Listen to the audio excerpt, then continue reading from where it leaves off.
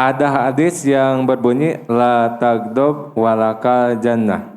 Janganlah kamu marah, maka bagimu surga. Yang ditanyakan, bagaimana batasan marah tersebut? Misal, kalau ada tetangga yang nyetel musik kenceng-kenceng, atau ada yang mukul kepala, apakah harus nahan marah juga? Mohon pencerahannya, Ustaz.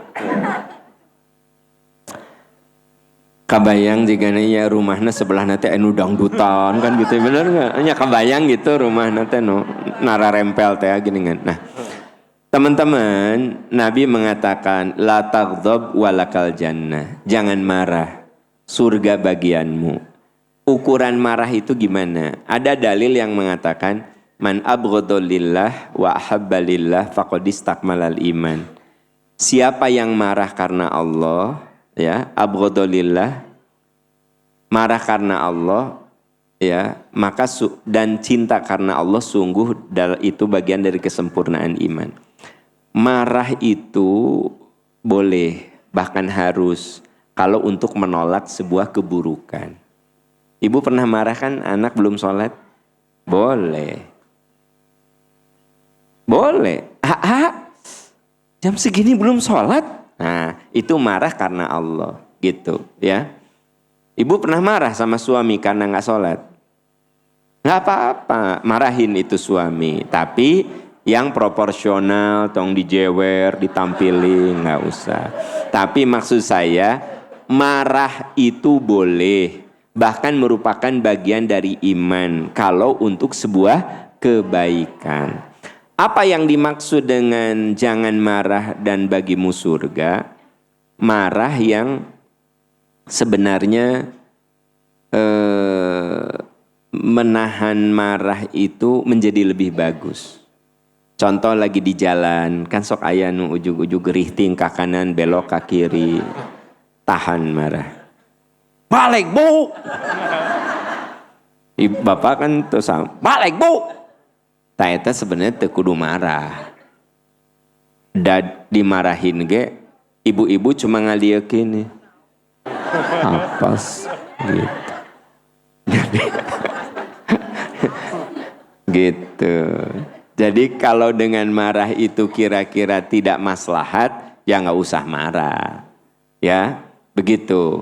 Jadi ingat, marah itu boleh, marah itu harus, selama pada tempatnya.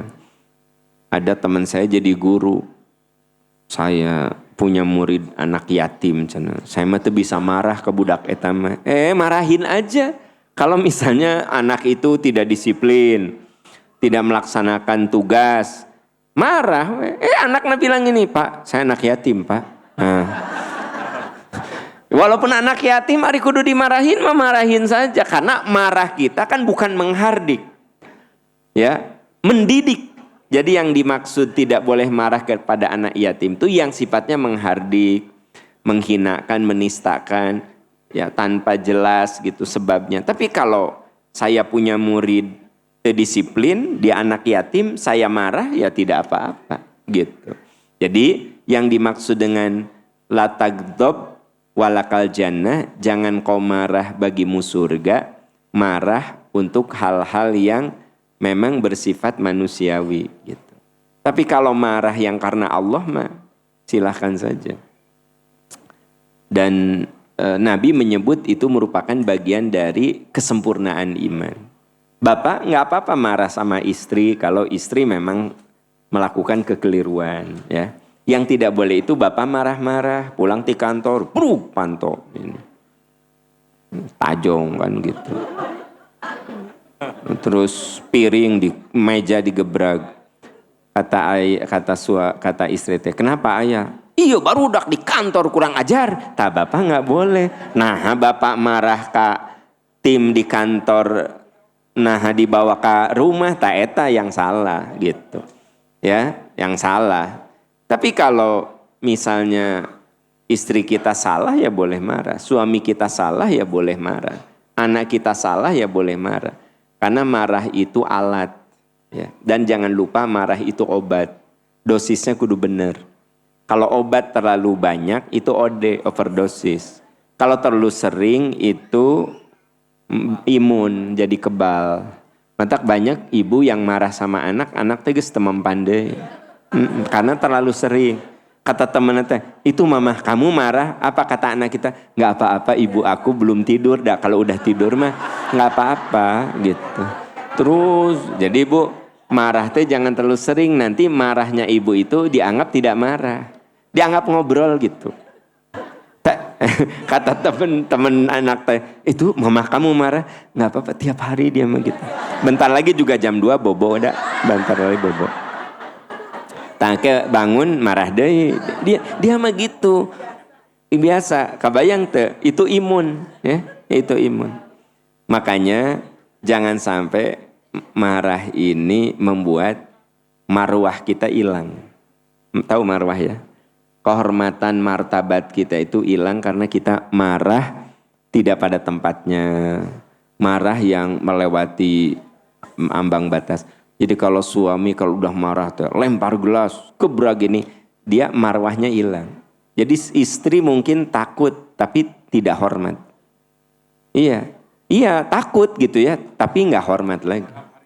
Ya dianggap harimau. Jadi artinya suami yang kalau marah melewati ambang batas itu marwahnya hilang. Marwah itu maksudnya kehormatan. Di depan istri, di depan anak tuh hilang. Tapi kan diam istri saya, diamnya takut, bukan bukan menghormati gitu. Guru itu kalau sering marah-marah, marwahnya hilang. Guru itu boleh marah, tapi kudu jelas kenapa marah, siapa yang dimarahi. Ya, kalau satu orang salah ya cukup panggil aja. Ini mas, satu orang salah sekelas dimarahi, dihukum sekelas, nangtung kabeh. Nah. Kan jadi marwahnya hilang, ya kan? Jadi ingat ya, hati-hati ya, bahwa marah itu kaitan dengan martabat, marwah dan kehormatan. Jangan sampai kehormatan kita hancur hanya karena marah-marah.